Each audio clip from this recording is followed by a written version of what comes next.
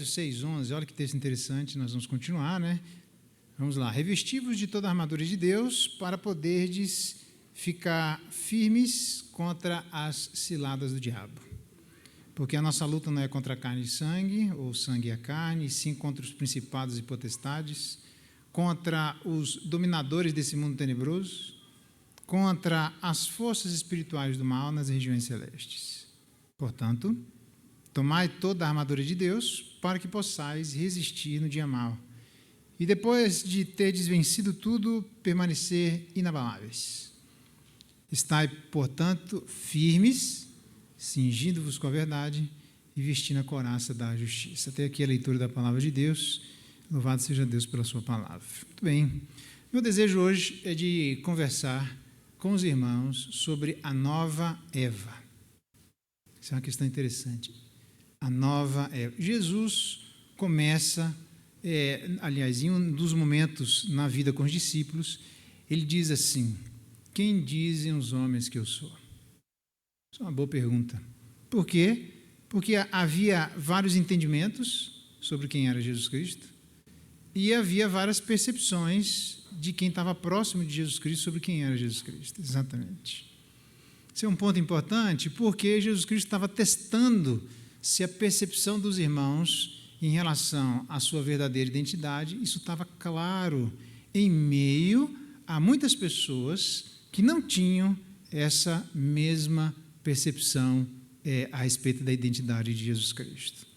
Da mesma forma, agora ele deixa, através de Paulo, uma demonstração de que nós sabemos que existe uma armadura aqui, e o meu objetivo é demonstrar aos irmãos que essa armadura não é só uma percepção de que começa com ele observando preso, que é uma carta de prisão, observando os guardas que estão lá. É também lá.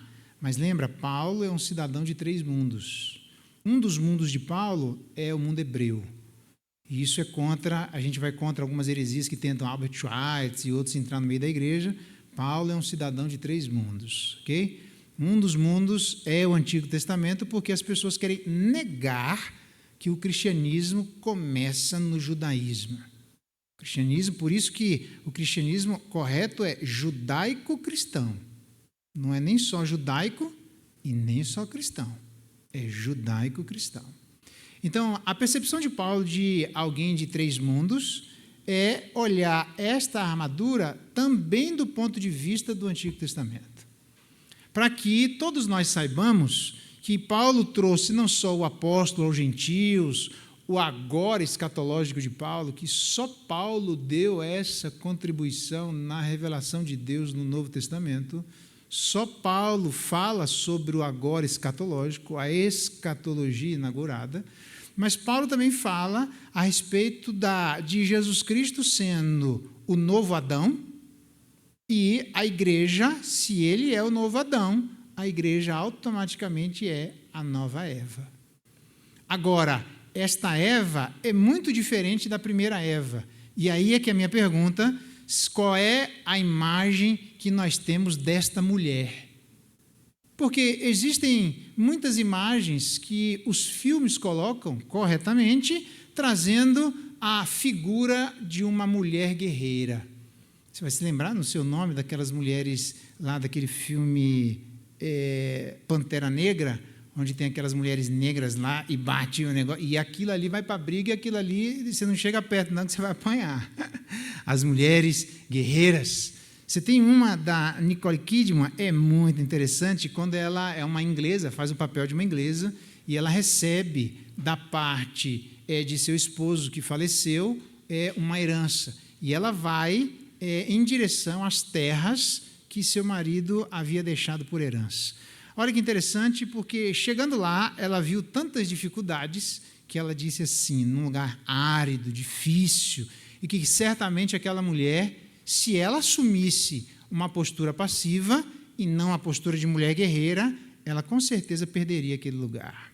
Ela disse assim, a personagem: esse lugar é tão mistério que eu não consigo entender o que o meu marido veio fazer aqui. Aí uma das gurias, uma das crianças que são nativas de lá, e ela faz uma parceria do personagem dela, viúva, com essa criança, a criança diz sobre ela quando ela chega lá. Dona Patroa, quando chegou nessas terras, diz a criança, ela olhou e não viu. Agora, ela está de olhos abertos pela primeira vez. Que legal. A criança entendeu exatamente qual é o ponto, e às vezes assim somos nós. E agora ela dançando num determinado momento de relaxamento, junto de um momento festivo, alguém disse assim, uma fazenda de gado é como um país, e você, dizendo a personagem, não tem ninguém para cuidar dela. A grande pergunta, a incógnita que fica é, ela vai perder as terras de herança dada pelo marido, ou ela vai mudar a percepção sobre si mesma, entender o que ela tem de valioso e partir para cima para a guerra, porque literalmente o que ela tem ali é uma verdadeira guerra. É claro, o filme é lindo, assista esse filme, Austrália, com Nicole Kidman, é belíssimo o filme. Tem alguns filmes que eu acho bonito quando traz essa imagem, não de uma mulher passiva, mas de uma mulher que assume dependendo das circunstâncias do momento em que ela está vivendo. Perfeito. Só que muitos dos filmes tentam evocar a figura de uma mulher guerreira para que ela seja empoderada e vá contra seu esposo.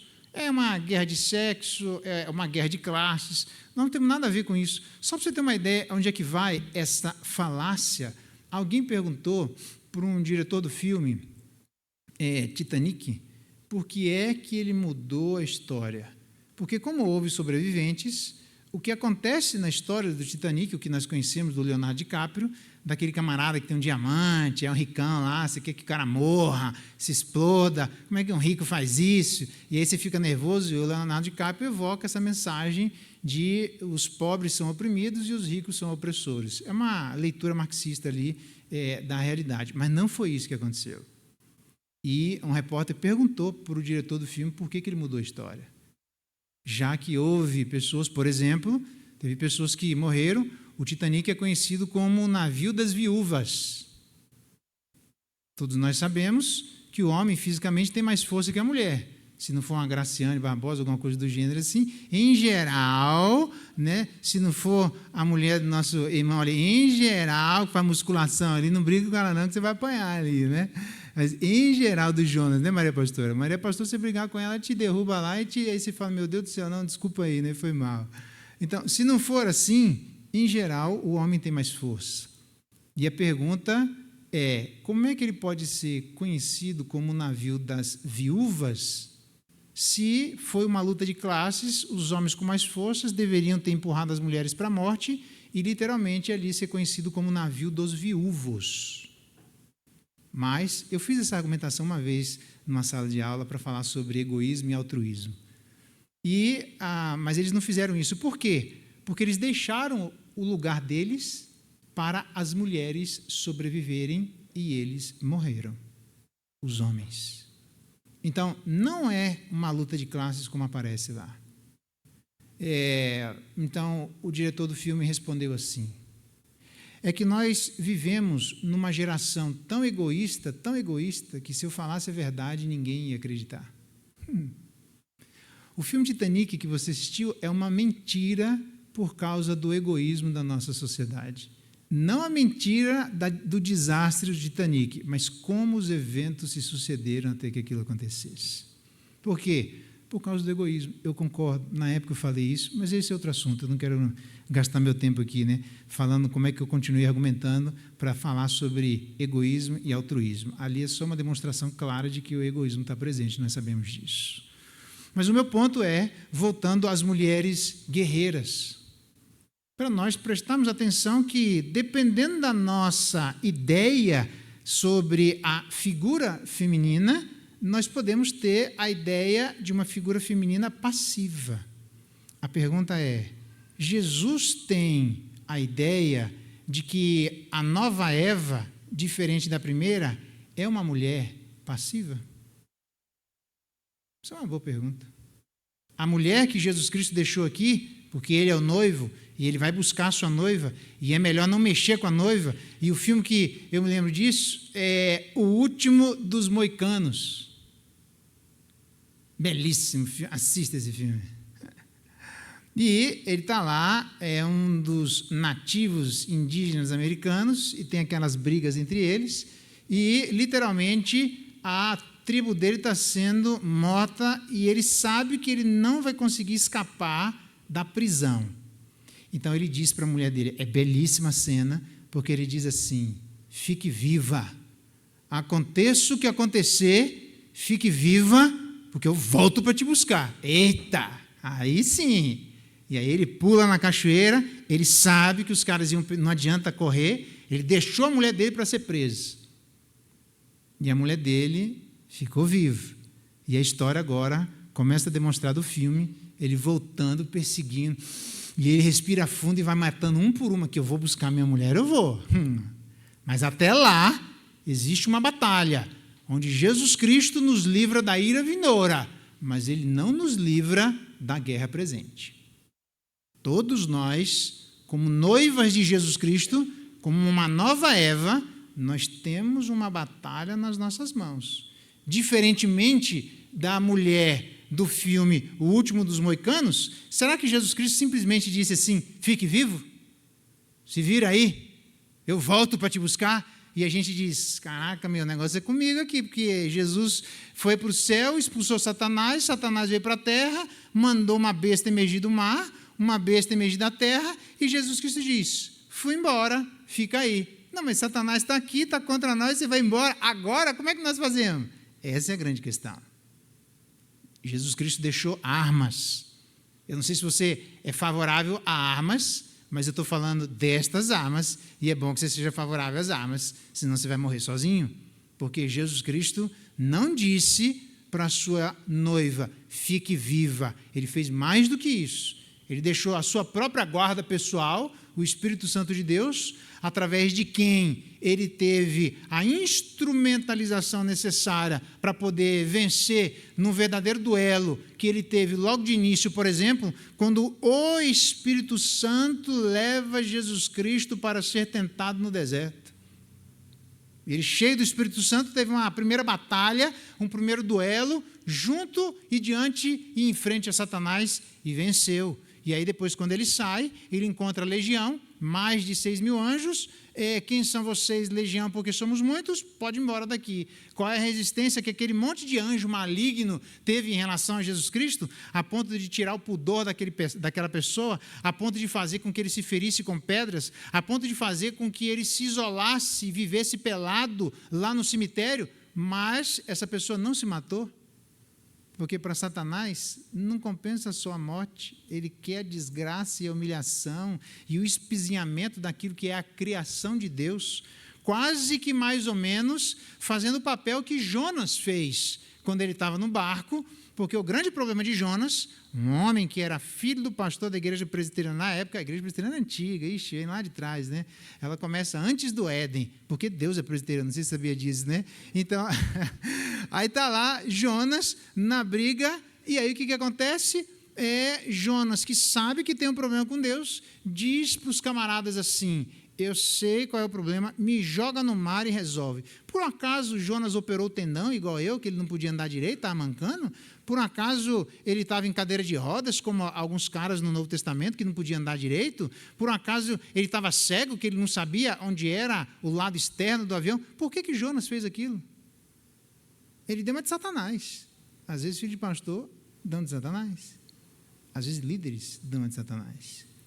Porque ele estava dizendo para Deus, e aí Deus, você vai matar o inocente porque a minha briga é contigo? Porque se Jonas sabia que o problema era ele ser jogado no mar, por que simplesmente ele não pulou no mar? Não é porque ele não tinha condição, ele está tentando colocar Deus na parede. Aí vendo, velho, aí vendo, você é teimoso igual uma mula, e o salmista diz, não sejam teimosos como a mula, que só debaixo de freios e cabrestos obedece. Não é isso que Deus quer para a sua noiva. Ele quer, literalmente, uma noiva guerreira. Vai lá em Isaías, esse texto é muito importante, capítulo 59, de onde eu evoco para vocês, onde é que Deus está trazendo a imagem que Paulo, que é um cidadão de 3 mundos, está buscando, demonstrando que esta noiva de Jesus Cristo, ela é uma guerreira. Você veio para entrar para a igreja para batalhar. Só falta ouvir, até ouço o barulho daquelas mulheres do filme lá, Pantera Negra. Vem para a briga, irmão. Tem ninguém aqui para ouvir é a donzela que tem uma espada na mão, é a donzela que tem as mesmas armas de Jesus Cristo. Veja a seriedade da coisa. E diz aí, Isaías 59, que nós lemos, no verso 15, a verdade sumiu, quem se desvia do mal é tratado como preso e Deus não gosta disso. Verso 16, não havia ajudador e nem intercessor, pelo seu próprio braço, diz o Senhor, trouxe salvação. A sua própria justiça. Deus, então, veste-se como justiça, diferentemente do que diz Romanos, capítulo 10, verso 1 em diante, que os judeus, que não haviam sido transformados pela graça de Deus até aquele momento, diz que eles rejeitaram a justiça de Deus e estabeleceram a sua própria justiça. Este é o ponto. Se nós não aceitamos aquilo que Deus fez, nós iremos querer colocar alguma coisa no lugar. Os judeus não messiânicos fizeram isso. Mas ele está dizendo, veja que ele está se vestindo. Eu vou mostrar outro texto que Deus está se vestindo, só para que nós tenhamos a ideia de que Deus está se vestindo e utilizando de várias armas que são disponibilizadas para a igreja no Novo Testamento.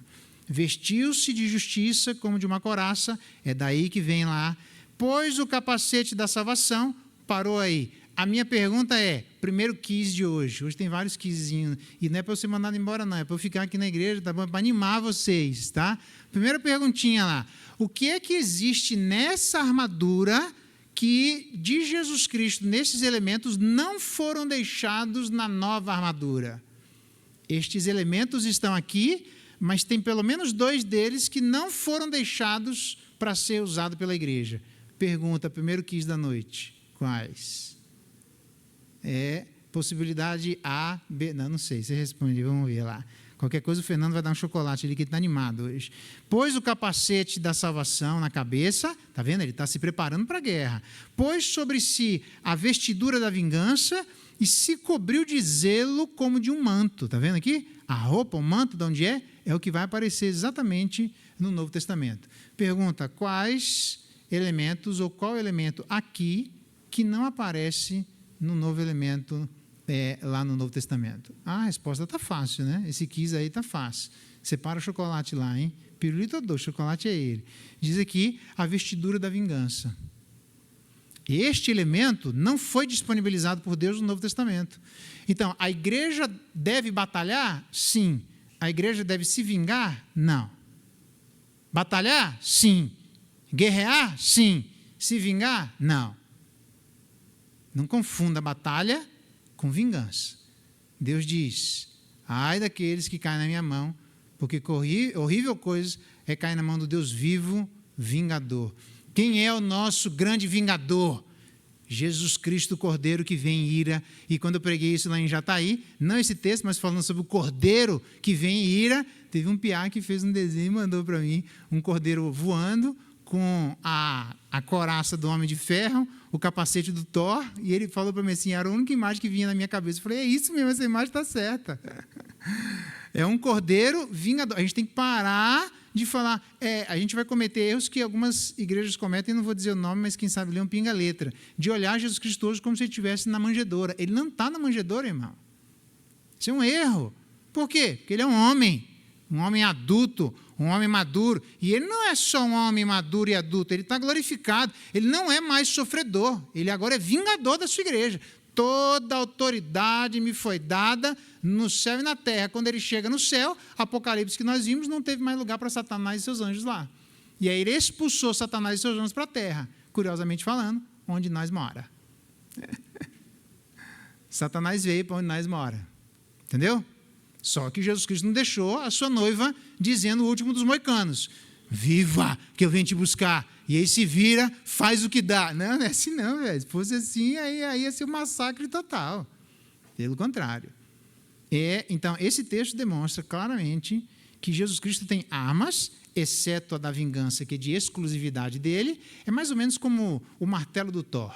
Só quem tem ultra dignidade que pode pegar o martelo do Thor. Aí vai o Visão lá e levanta, mas o Visão não é gente, tá? Beleza. Aí o Thor ficou meio preocupado assim, né? Tá bom? Então, essa é a ideia dessa mulher vingadora. Abra lá em Malaquias, capítulo 3. Isso é importante. Deixa eu ver se é Malaquias. Deixa eu ver. Não. Espera aí. Eu toda vez confundo. Não é Malaquias, não. É Abacuque, capítulo 3. Desculpa. Eu quero que você saia daqui com a ideia de que esta mulher, a nova Eva, ela tem armas, que esta mulher é uma mulher que deve guerrear. Se você não entende a igreja como uma mulher que está se vestindo para a guerra, porque a batalha já está ganha, a vingança é de uso pessoal dele, a ira vindoura nós não temos que nos preocupar, mas nós temos que guerrear uma guerra que está na nossa mão. E Deus, o nosso noivo, deixou as armas pessoais dele. Pense. Diz aí, Abacuque, capítulo 3, a partir, eu já preguei esse texto, os irmãos já conhecem, do verso 8. Olha a descrição do vingador. Acaso, diz o verso 8, é contra rios, mar e rios, né? Contra a natureza, Senhor, que estás irado? É contra os ribeiros a tua ira? Ou contra o mar, o teu furor, já que andas montado nos teus cavalos, os teus carros de vitória. O próprio Jesus Cristo, Redentor aqui, está sendo montado nos cavalos e nos seus carros de vitória. Tiras, verso 9, a descoberta ao arco. Meu amigo, ele vem para a briga. E farta a sua aljava de flechas. Ele vai matar quem vier. Tu fendes a terra com rios. Olha só. Os montes te veem e se contorcem, passam torrentes de água. Olha essa imagem. As profundezas do mar fazem ouvir a sua voz e levantam bem alto as suas mãos. O abismo lá embaixo, onde nós sabemos que... O que é que não passa no mar? Não passa luz e não passa som. Mas lá embaixo, diz aqui, Jesus está chegando. O mar diz assim, sim senhor, pode... O poder dele é tão grande que lá no abismo, o abismo diz, Jesus Cristo está passando. Sim, senhor, não, ele manda aqui, velho. Não é o Netuno, não é nada, é Jesus Cristo que manda nessa história aqui. E todo mundo, até debaixo do mar, levanta as mãos para poder deixar o vingador passar. Verso 11, o sol e a lua param nas suas moradas, ao resplandecer a luz das suas flechas sibilantes. Ao fulgor do relâmpago da tua alça, na tua indignação marchas pela terra, na tua ira calca os pés das nações. Ninguém fala da ira do Cordeiro, tem que aprender a falar. O evangelismo é, Jesus Cristo está vindo em ira. O pai não gostou nada de terem matado o seu próprio filho. Ele mandou profetas, vez após outra, e vocês foram matando um por um dos profetas. E aí ele mandou o próprio filho e vocês mataram o filho. Pois é, isso vai ter um custo que agora ele vai voltar para resolver essa parada. Então, qual é o evangelismo correto? Deus está irado, irmão. E a única possibilidade de a gente resolver esse problema é se nós nos relacionarmos com Jesus Cristo e aceitarmos o Cordeiro sofredor, para não termos que lidar com o Cordeiro Vingador. E ele diz no verso 13, tu sais para salvamento do teu povo, para salvar o teu ungido. Quem é o ungido aqui? O teu povo. Só tem 2 ungidos na Bíblia. O povo, a igreja e Jesus Cristo. Então, alguém está mexendo com a igreja, ele diz, como é que é? É a menina dos meus olhos? Está aqui as minhas armas, eu estou deixando nas suas mãos, use essas armas, não é só sobreviva, eu consegui vitória me utilizando dessas armas. Elas funcionam. Não é só porque os inimigos espirituais são poderosos. Estas armas funcionam.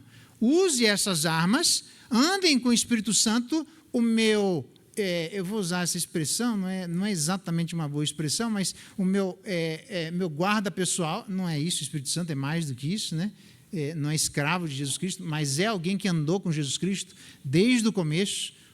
A concepção dele foi miraculosa. Não é o nascimento virginal de Jesus Cristo, mas é a concepção virginal de Jesus Cristo. É nisso que o protestantismo acredita. A concepção virginal dele, o Espírito Santo estava lá. O crescimento de Jesus Cristo, o Espírito Santo estava lá. O início do ministério terreno, o Pai aparece, a pomba aparece, esse é meu filho amado, a quem me comprazo, a ele eu vi, o Espírito Santo estava lá. No exercício do ministério terreno, alguém cheio do Espírito Santo, pode vir de Beelzebu, alguém fazer isso? Não, é pelo Espírito de Deus que alguém cheio, mas o pai dele não é o Zé da esquina, a mãe dele não é Maria, ele não vem de Nazaré. Como é que pode alguém falar as grandezas de Deus desse jeito? Porque ele é o Filho de Deus encarnado. E na cruz diz Hebreus que ele estava vazio de tudo menos do Espírito Santo de Deus. E 1 Pedro capítulo 3 diz, só tem um manuscrito que é o manuscrito correto, que ele ressuscitou pelo Espírito e não locativo no Espírito. Não foi o Espírito de Jesus Cristo quem ressuscitou, foi o poder do Espírito Santo quem ressuscitou Jesus Cristo. Não deve ser lido aqui de forma locativa, mas deve ser lido aquilo de forma instrumental. E tem um manuscrito que é o manuscrito correto de ler aquela forma. O Espírito Santo sempre esteve no ministério de Jesus Cristo. E ele foi embora e diz assim, eu deixo as minhas armas e deixo o Espírito Santo junto com vocês. Agora a pergunta óbvia que fica para mim e para você. A gente já sabe que Paulo não está só observando o soldado romano. Ele está observando aquilo que o Redentor se utilizou e é por isso que ele está utilizando como um cidadão de 3 mundos, observando os elementos da guarda aqui, mas também observando no Antigo Testamento quais foram os elementos da armadura que o próprio Redentor se utilizou e deixou à disposição da sua igreja. Deixou vários, mas não deixou a vingança. Então a pergunta é, o crente tem que se utilizar das armas deixadas pelo próprio Jesus Cristo. Pergunta, como é que eu e você sabemos que nós nos utilizamos corretamente dessa arma? Então, o ponto é ligar o enchimento do Espírito Santo de Deus ao uso das armas. Como é que eu sei que eu estou cheio do Espírito Santo de Deus e as armas estão mais ou menos como a caverna do dragão, energizadas, cheias de poder para serem utilizadas? Essa é uma pergunta muito boa. Por quê? Porque tem pessoas que se utilizam de maneira equivocada desses elementos. Quem são? As pessoas que estão em pecado. Eu vou dizer de que maneira elas se utilizam.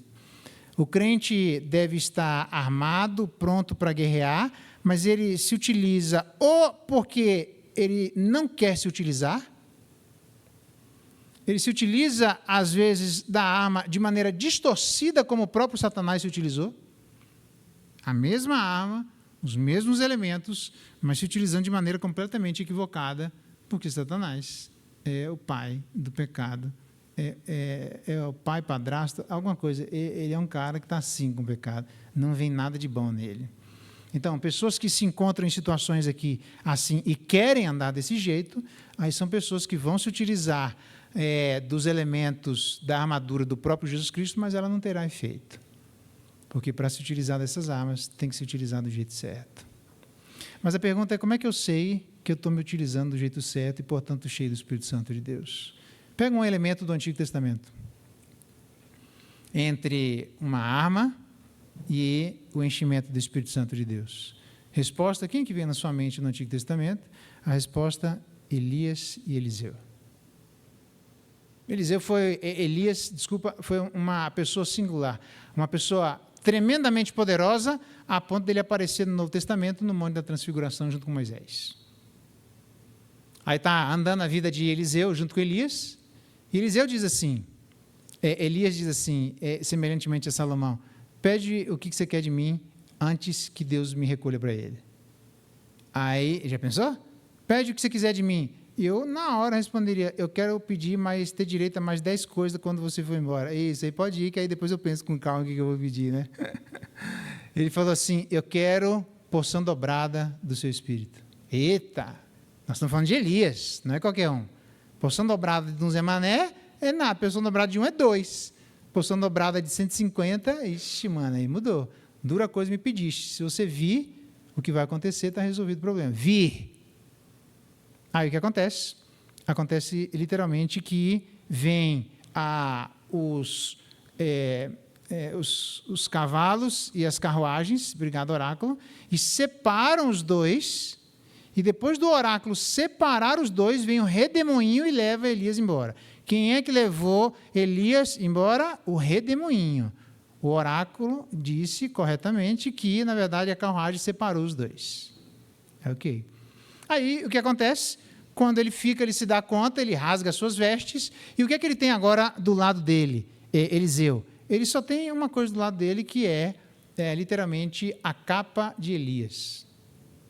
Aí eu me lembro do filme Os Incríveis, que tem a Mr. E, que foi fazer a roupa dos Incríveis, e quando ela fez a roupa dos Incríveis, uma das coisas que estavam tentando e a capa? Vai colocar a capa? Ela diz, nada de capa, porque os heróis não têm capa, e ela dá vários exemplos. Na ficção, tudo bem, mas na vida real, o herói tem capa, e o nome dele é Elias. Pois caiu a capa de Elias, não foi a capa de Acã, agora ele pega a capa de Elias e faz o quê? Só bota para trás, tipo aquele que era o mago lá, da caverna do dragão, não tem um que ele colocava assim, ficava invisível sem aquela capa? É isso que ele vai fazer? O que ele faz com a capa para ele poder saber se de fato o Espírito Santo está na vida dele? Totalmente impressionante o que ele faz. Ele coloca a capa, ele pega a capa, toca ela no rio e diz assim, onde está o Deus de Elias? Será que o Deus de Elias, que fez os milagres através de Elias, está junto comigo? Veja que ele tem uma dúvida de alguém que pediu para ter porção dobrada do Espírito. Por que ele não teria, mais ou menos, agora que eu tenho porção dobrada do Espírito, tipo um espinafre espiritual e eu ficar musculoso? Tipo Hulk, assim? Tipo o Popeye? O que aconteceu na vida de Elias para ter uma demonstração externa que ele era alguém cheio do Espírito Santo de Deus? Nada. Ele tem dúvidas sobre isso. Não aconteceu nada. Eu não estou mais forte, não estou falando grosso, as coisas não estão acontecendo, não tem nada ventando. E aí? Aí ele pega a capa de Elias e diz, bota na água. Por que ele pegou a capa de Elias e botou na água? Para pensar. Esse é o segundo quiz. Que aí, o nosso irmão Leonardo vai dar o chocolate ali. Por que ele simplesmente não pega, por exemplo, como em alguns filmes como Harry Potter, como alguns filmes que mostram alguém que tem um poder, pega alguma coisa morta, põe sobre a mão, envolve sobre aquilo que teria poder, solta e aquilo teria vida. Por que ele não pegou um animal, uma fruta estragada, alguma coisa, bota envolto na capa, solta, para ele perceber que agora o que estava estragado não está mais, para demonstrar que Deus traz a vida através daquela capa? Poderia ter feito isso? Poderia. À espera de um milagre, aquele gigantão lá, quando matam o ratinho de quem era o parceiro dele na cela, ele pega, me dá aqui o ratinho, e ele pega com aquelas mãos gigantes e abraça como um verdadeiro manto e abre, e o ratinho está vivo. Por que ele não fez isso? Não precisava matar o ratinho, não estou dizendo isso não, tá bom? Só estou dizendo, por que ele não pega uma coisa morta? Por que botar na água? Ele está lembrando de quem? Moisés. Moisés, cheio do Espírito Santo de Deus, ele mudou e o rio se abriu. Ele está pensando em Moisés. E aí eu fui lá para Moisés para verificar como é que Deus deu os instrumentos para a vida de Moisés. Preste atenção. Quando Deus aparece à vida de Moisés, ele diz para Moisés assim, só ele, Moisés, o que você tem aí, Moisés? Tem duas coisas, uma é um cajado, ele diz, joga no chão, e ele jogou e se transformou na cobra, pega o cajado e volta a se transformar, a cobra, e volta a se transformar no cajado. Maravilha. Pega a sua mão, todos os elementos externos, pega a sua mão e põe aqui dentro e tira. A mão estava lepra, branca, agora põe de volta e tira, agora a mão está correta. Veja aqui, o que mudou na vida de Moisés, um homem cheio do Espírito Santo de Deus? Só para você ter uma noção do tamanho do enchimento do Espírito Santo de Deus, porque teve gente que duvidou se Moisés era uma pessoa cheia do Espírito Santo de Deus. E uma pessoa que duvidou foi a irmã dele, Miriam. Será se Deus fala só por intermédio de Moisés? Sei não, eu acho que acha qualquer um, e aí fala igual a ele. Deus que é presbiteriano, falou, como é que é essa história aí? Ele juntou o conselho da igreja presbiteriana na época lá, Pai, Filho e Espírito Santo, e diz, vamos acertar essa parada, vou matar Miriam. Moisés, cheio do Espírito Santo, diz, não faz isso não, deixa ela. Ele diz, então tá, manda ela sair daqui, fica leprosa 7 dias, faz o ritual de purificação e aí está tudo certo, mas tira ela da minha presença, senão ela vai morrer. Por quê? Porque ela duvidou que Moisés era uma pessoa cheia do Espírito Santo de Deus. Quando Moisés está lá para poder atender o povo, já liberta o povo, e aí ele vem aquele conselho de Jetro, seu sogro. Jetro diz a ele: rapaz, você vai morrer desse jeito aí, não vai conseguir não. O que você faz? Divide a carga. Divide, irmão. Faz para os outros trabalhar lá. E aí ele chama anciãos para poder trabalhar junto com ele. E Deus tira do Espírito de Deus que havia no coração de Moisés e encheu, para aquilo que Miriam estava dizendo que estava vazio, 70 anciãos. Eita! Deus encheu, através de Moisés, 70 anciãos, e ele ainda continuou cheio do Espírito de Deus. A pergunta é: Moisés, cheio do Espírito Santo de Deus, qual é a mudança física, visível, na voz de Moisés, de alguém absolutamente transbordante do Espírito Santo de Deus? Resposta: nenhuma, que até a irmã dele duvidou. Eu só quero que você entenda que tem muita gente que tem um entendimento totalmente equivocado de imaginar que quando nós seremos cheios do Espírito Santo de Deus, o nosso cabelo vai deixar de ser branco, ele volta a ser preto, e mais ou menos assim, e pelos poderes de Grayskull, eu tenho a força, e aí você se transforma num homem musculoso, uma mulher musculosa, e aí vai para a briga. Não acontece isso não, irmão. Uma pessoa cheia do Espírito Santo de Deus vai ter a reação que muitas delas tiveram em relação a Jesus Cristo. Ué, mas esse cara não é o mané da esquina, que o pai dele eu conheço e a mãe dele também? Como é que é isso aí? E Jesus diz: você quer fazer o que eu faço? Não. Qual que é a resposta que tem? Eu estou cheio de Deus. Mas você não quer aceitar que uma pessoa cheia de Deus pode demonstrar o enchimento do Espírito Santo de Deus, continuando ela a ser exatamente do mesmo jeito que ela estava.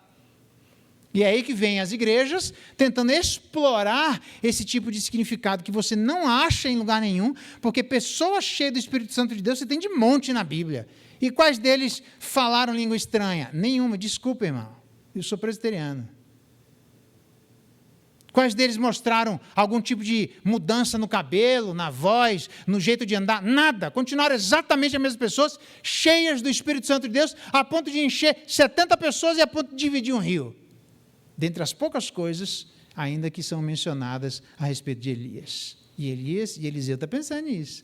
Caraca, Moisés. E aí Moisés, com esses elementos externos, está lá, e aí vem Faraó, e olha que o texto bonito diz assim, que a galera veio do Egito para matar a vida do povo de Israel. E aí disseram para Moisés assim: será que não tinha funeral, terra grande o suficiente para poder enterrar a gente lá? O que nós faz, Moisés? Resolve aí, você que é o cara da solução. Antes disso, quando Deus percebeu que vinha, pode olhar, porque eu fui olhar no texto lá, para ver o que o homem cheio do Espírito Santo faz. E aí o texto diz que quando Faraó e a galera dos egípcios vieram, o texto diz que primeiro passa para detrás do povo de Israel a coluna de fogo. E depois passa para detrás do povo de Israel a coluna de nuvem. De maneira que ele está lá entre o povo de Israel e Faraó. Você tem lá uma coluna de fogo primeiro, porque sempre primeiro é o juízo. Deus está avisando, se passar, morre.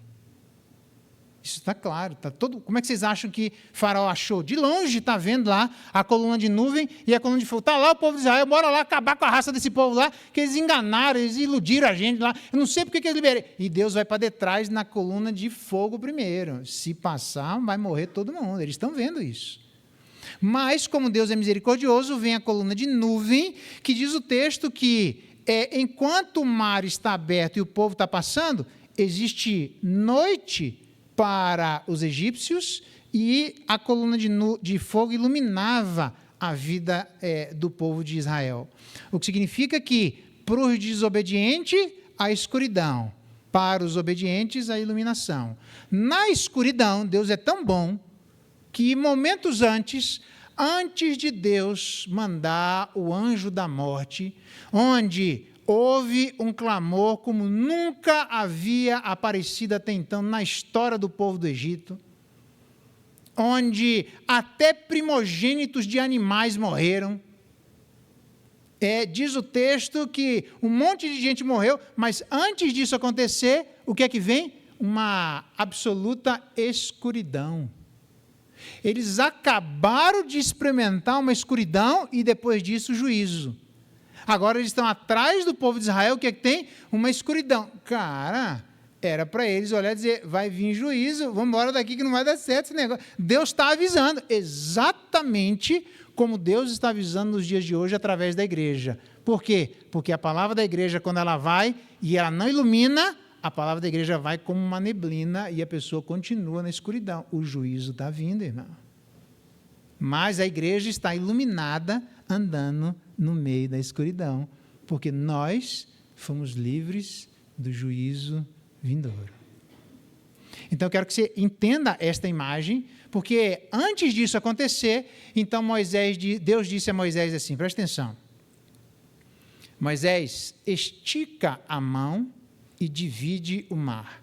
Antes do mar ser dividido, Moisés sabia, porque Deus havia acabado de falar para ele que o mar seria dividido.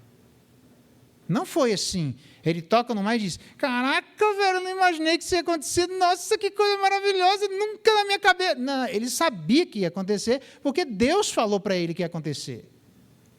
E aí o que acontece? A palavra que vem para Deus vai abrir o mar, abrir de maneira violenta, de maneira virulenta, de maneira brusca, porque exatamente o mesmo verbo é utilizado em outros lugares, onde os prisioneiros, as mulheres, eram abertas pelas espadas, as mulheres grávidas da vagina em cima e deixado para morrer, tirando o feto, deixando a barriga aberta.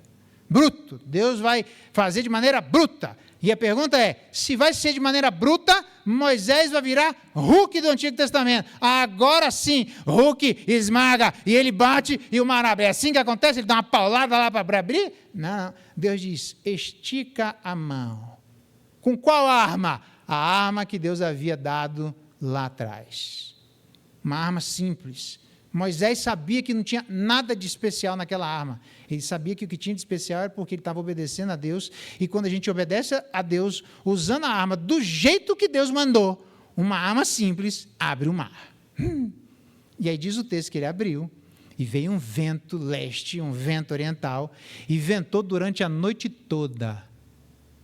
E o fogo iluminando, e a coluna de nuvem escurecendo. E aí diz o texto que durante a noite toda o povo passou.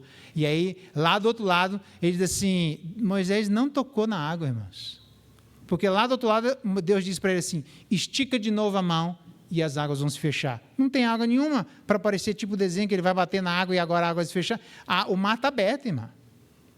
É só estica. Essa ideia de esticar as mãos para abençoar as pessoas, no Novo Testamento a Bíblia diz assim, que a gente não deve fazer isso de maneira frequente, porque tem alguns pecados que aparecem na igreja só com o tempo.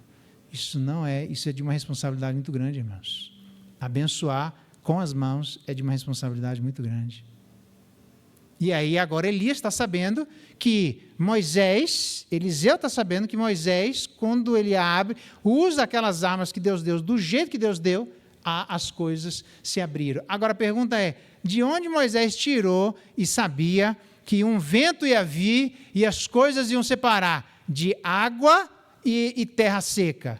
Onde é que, antes de Moisés, aconteceu de um vento vir e separar poderosamente água e terra seca? Onde é que Deus separou poderosamente, no início, a água e terra seca? Na criação. Deus diz, e Ele vai separar, terra é terra, a água é água. E Moisés conta essa história para o povo de Israel, a história da criação, que Deus tem todo o poder para separar terra e água. Ele fez isso desde o começo. Sabe qual é a pobreza de muita gente na igreja? A falta de uma boa teologia da criação. O mesmo Deus que tirou lá terra e água, é o mesmo Deus que agora em Moisés está tirando terra e água, porque quem tem poder para fazer a separação das coisas é Deus separando terra e água. Moisés, cheio do Espírito de Deus para encher 70 pessoas, não mudou absolutamente nada. Usou as armas do jeito que Deus mandou.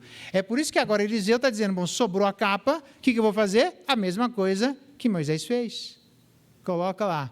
E aí funcionou. então agora eu tenho certeza absoluta de que o Espírito de Deus está dentro de mim. E agora eu tenho certeza absoluta de que eu tenho porção dobrada do Espírito de Deus. O que é que aconteceu na vida de Eliseu? Nada. O que é que mudou na vida de Eliseu? Nada. Mas o que é que Eliseu fez?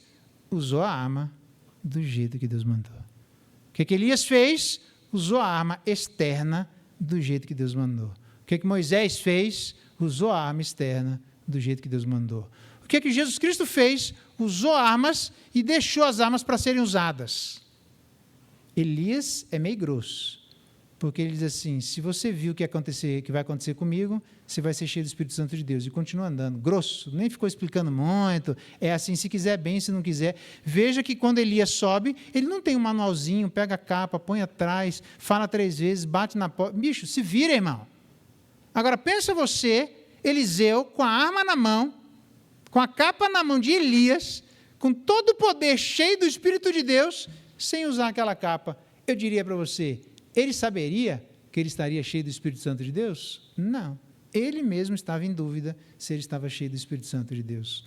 Como é que a gente sabe, irmãos, se nós estamos cheios do Espírito Santo de Deus? Quando eu e você usamos as armas de Deus do mesmo jeito que ele mandou a gente usar. Então, a nova Eva, que é a Eva diferente da primeira Eva, é uma Eva submissa a seu noivo. É uma Eva que ouve a instrução do seu noivo. E é uma Eva que entende que o seu noivo é guerreiro, ele foi embora e deixou agora essa Eva não sozinha, uma Eva guerreira. Uma Eva que vai para a briga. Uma Eva que não é passiva.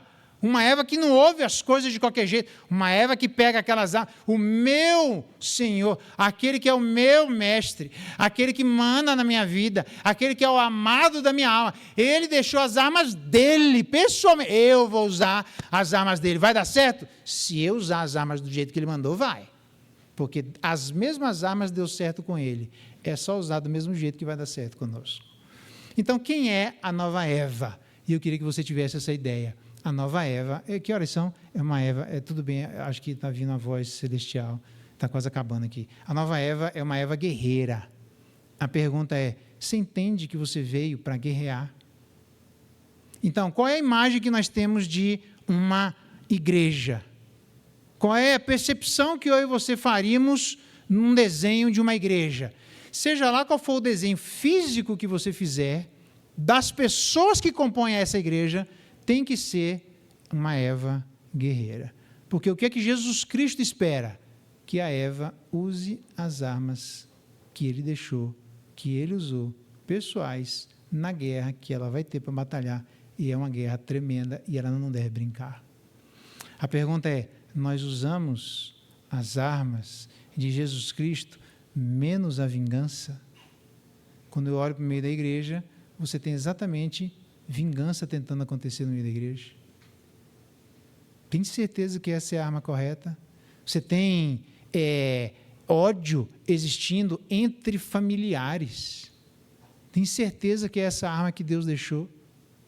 E aí a gente vai percebendo ações que existem no meio da igreja. Por que é que nós estamos perdendo terreno? Talvez porque a gente não está usando exatamente as armas que ele deixou.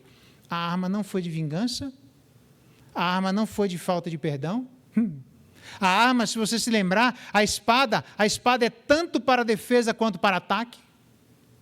Não tem essa ideia de que eu olho nos comentários e a maioria deles fala assim, use a espada para se defender. A espada é para se defender, para atacar, irmão. Você já tentou cortar uma carne com uma faca não amolada?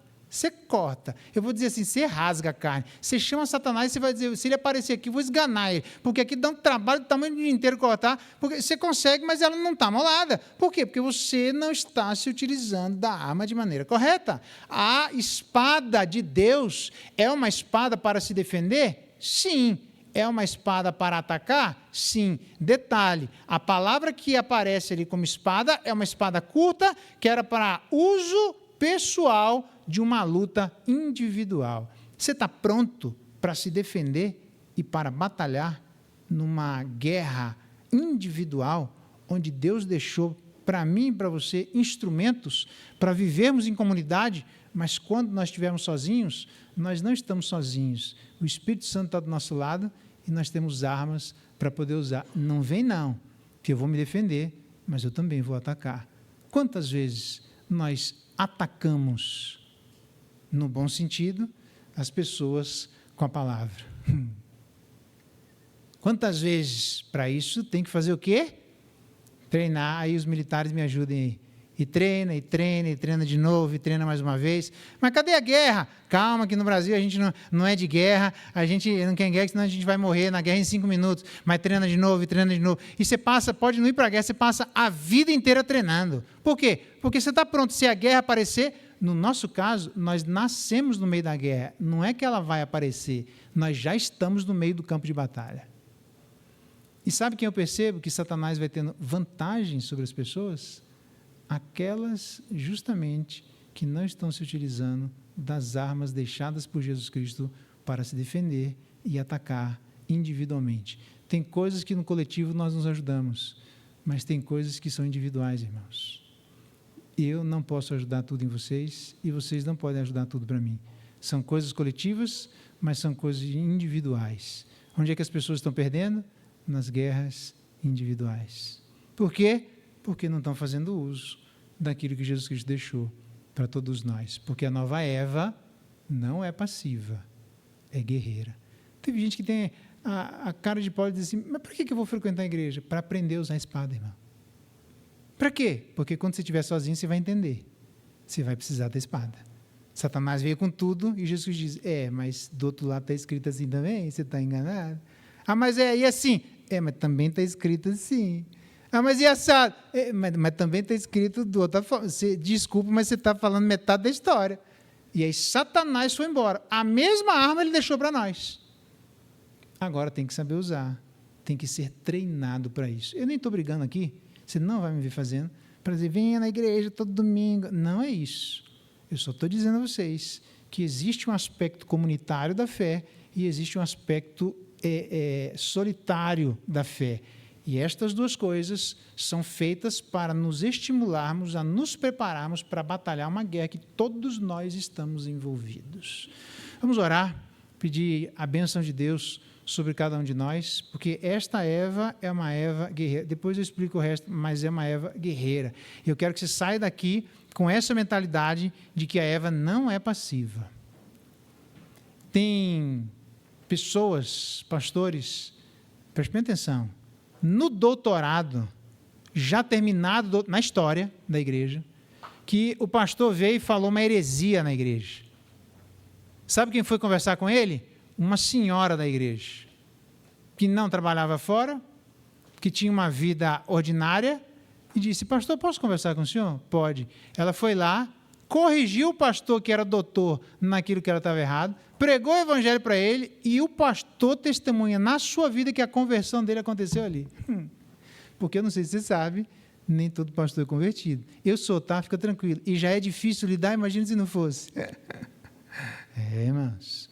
E sabe quem foi corrigir? Uma senhora da igreja. Com o quê? Com a arma que Jesus Cristo deixou para ela. A arma, irmão, se nós usarmos corretamente, todos nós temos condições de vencermos batalhas que aparecerem na nossa vida. Não tenha medo de Satanás. Tinha uma professora minha que dizia assim, eu não acredito em Satanás. Eu falei, não, maravilha, professora. Faz assim, quando a senhora for levantar de madrugada e for no banheiro, sabe aquelas portinhas, não sei como é que chama lá, aquelas portinhas, eu cresci assim, né? Tinha um armáriozinho lá, que tinha um espelho, você abre o armário, quando você fechar e olhar no espelho, Satanás vai estar atrás de você. Ela, não fala uma coisa dessa. Ué, você não falou que não acredita em Satanás? Você está com medo de quê? E os ímpios nutrem dentro do coração um temor exacerbado sobre os espíritos malignos. Eles estão certos em acreditar que eles existem. Jesus conversou com espíritos malignos. Não sou eu que estou inventando. E nem a igreja pentecostal que está inventando. Nós é que erramos, eu não vou dizer o nome da tradição, como uma tradição religiosa chegou ao ponto de dizer no Brasil que nem possessão demoníaca existia mais, e não era presbiteriana, porque Deus é presbiteriano. Onde é que nós chegamos com isso? Irmãos, é uma batalha, e a gente não pode se portar igual ímpios, cheio de medinho a respeito de Satanás. Então, se tiver uma possessão demoníaca, você vai chamar quem na igreja? se você está usando as armas corretamente, que o pastor seja o último. Pastor, você está correndo, né, da raia? Tô não, irmão. Eu só quero saber que eu não estou guerreando sozinho. Jesus Cristo, no momento mais crucial da batalha, vira para os discípulos, está chegando a hora da morte, que mudou a história do planeta, e ele diz assim, em nenhum momento vocês batalharam comigo? É sério isso? Traduzindo, eu estou sozinho. A resposta? Sim. Jesus Cristo está sozinho. Mas ele andou sozinho para nós não andarmos sozinhos. Não é que eu corra da batalha. Se tiver alguém, alguma possessão demoníaca, pode me chamar, que eu muito vagarosamente eu chego lá. Fica tranquilo, tá? Mas eu espero que tenha mais guerreiros junto comigo. Essa igreja presbiteriana do Cruzeiro é uma Eva guerreira. Tem vários guerreiros. E quando aparecer Satanás, cheio do Espírito de Deus, com as armas do nosso amado Jesus Cristo, nós vamos junto lá. Não é na minha força, não é no meu poder e nem no seu. Mas no nome de Jesus Cristo, essa igreja aqui é mais do que vitoriosa. Nós temos vários guerreiros. Então, irmão, afia sua espada, em nome de Jesus. Trabalhe, que isso aqui não é brincadeira. Porque quando tiver uma possessão demoníaca, eu vou ligar para você. E eu espero que você diga, pastor, vamos lá. Nem que for para apanhar junto. Nós apanhamos nós dois juntos, então vamos. Mas esteja preparado para circunstâncias assim. É que a gente não é muito acostumado, na igreja presbiteriana, a falar de quando Satanás aparece. Mas tem cada história, irmãos, muito interessantes. Venha, viu? Venha, porque eu gosto de contar algumas dessas histórias que a gente fala assim, será que um palhacinho aparece no meio do quarto das pessoas e faz e vai embora? Irmão. Está pensando que é brincadeira o negócio? Uma igreja começou a encher porque começou a ter vários convertidos, o pessoal começou a orar e aí a manifestação demoníaca, ela vem, mas Satanás, ele sabe que ele vai morrer, ele diz, o que eu puder levar comigo, eu levo. Primeiro quem? Os covardes. A minha cunhada sabe disso, minha cunhada apareceu Satanás lá, já apareceu em casa, uma vez só, graças a Deus, mas apareceu no quarto da Raíssa, e foi embora, graças a Deus está tudo certo, mas aparece. Só não diga como um dos adolescentes, era adolescente, mas eu entendo. Ele disse assim, mãe, Satanás apareceu na casa do pastor, né? Apareceu, filho. E ele mora aqui perto, né? Mora, Satanás vai de ônibus lá, fica tranquilo que ele chega na sua casa, viu, irmão? Satanás chega. Se preciso for, eu oro a Deus que solte aí uma meia dúzia de anjos malignos no meio da igreja, para a gente aprender que a realidade invisível está aí, irmãos. Tem muita gente brincando nessa história. A nossa luta não é contra a carne ou sangue, nem contra principados, dominadores, principados e potestades, mas contra aquilo que nós não vemos. Eles são invisíveis, nós não vemos. Tem gente perdendo família, casamento, filhos, trabalho, igreja, irmãos, convívio, amizade. Nós não vemos, irmãos. Não é possível que você não vai perceber que existe uma batalha satânica acontecendo na minha vida e na sua. Eu convoco essa igreja em nome de Jesus Cristo a sermos verdadeiras Evas guerreiras, que afiam a sua espada e estão prontos para a batalha. Como é que eu vou saber se você está pronto para a batalha? Eu vou orar a Deus. Pode soltar, Deus. Solta aqui nessa igreja só para a gente fazer um teste, para ver quais das pessoas da nossa igreja estão brincando e quais das pessoas da nossa igreja que estão falando a verdade. E Deus faz, porque Satanás está a serviço de Deus. Não tenha medo. Então vamos orar, pedir que Deus mande Satanás aqui para nós, para a gente poder guerrear. Não é para mostrar que nós somos fortes, é que nós somos fracos e confiamos no poder dele. Essa é a questão. Vamos ficar de pé?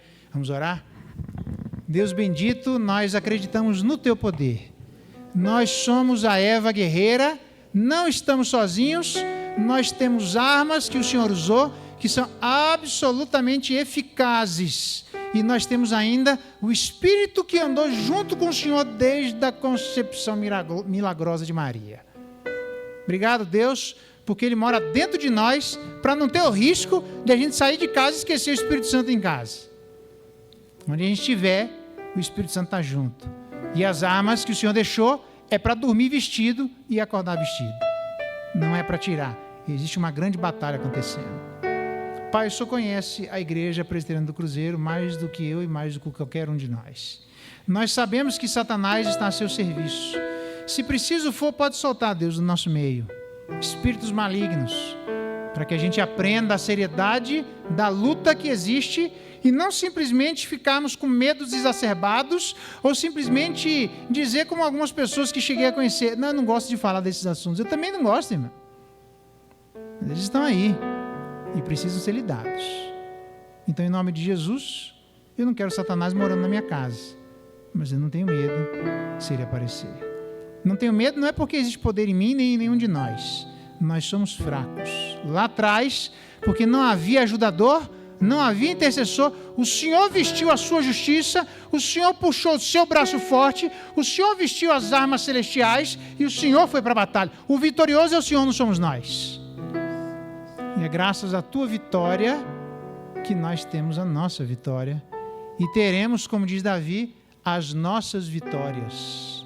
Abençoe a igreja do Cruzeiro e se o Senhor mandar alguns espíritos malignos no nosso meio, que o Senhor nos dê a seriedade suficiente para lidar com eles, entendendo que no Senhor a nossa luta não é vã. No Senhor nós temos elementos para sermos vitoriosos. Dá a Deus não só a vitória da justificação, mas a vitória também destas batalhas da santificação. Há muitas famílias aqui batalhando com problemas pessoais. Há muitas pessoas aqui, ó Deus, batalhando com problemas individuais. E nós não queremos negar a nossa responsabilidade, mas nós não queremos ser ingênuos de negar que Satanás e seus anjos estão aí para trazer um estrago à vida da igreja. Que nós consigamos superar todos os estragos eventualmente já sofridos por esta igreja. E que se existe algo maligno no nosso meio, não é porque somos os grandes espirituais, é porque confiamos naquele que é o grande espiritual, Jesus Cristo. E graças aos méritos dele, graças à vitória e às armas dele, graças ao Espírito que andou com ele, estas coisas estarão conosco e darão a vitória à Igreja Presbiteriana do Cruzeiro, em nome de Jesus. Vitória a Deus para aprendermos a perdoar como o Senhor perdoa. Vitória a Deus para aprendermos a recomeçar como o Senhor recomeça. Vitória a Deus para aprendermos a nos levantar como o Senhor levanta o cansado e dá força ao fatigado. Vitória a Deus para renovarmos o nosso ânimo como Igreja Presbiteriana do Cruzeiro. Chegamos ao final do ano cansado, mas nós teremos o nosso vigor renovado, porque é o Senhor quem renova o vigor da sua igreja.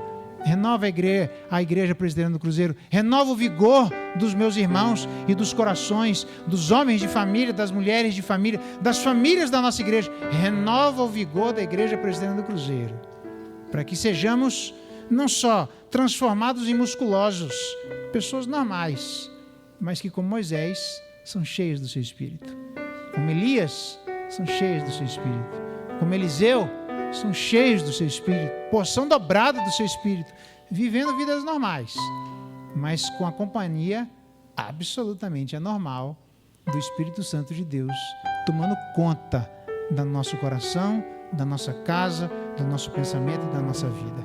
Faz isso na Igreja Presbiteriana do Cruzeiro. É a nossa oração, Pai, em nome de Jesus. Amém. E agora, irmãos, que a graça de nosso Senhor Jesus Cristo, o amor de Deus, nosso eterno Pai, a comunhão, a consolação e a bênção maravilhosa do Espírito de Deus esteja com vocês, irmãos, e sobre todo o povo de Deus espalhado pela face da terra, hoje, pelos séculos dos séculos. Amém.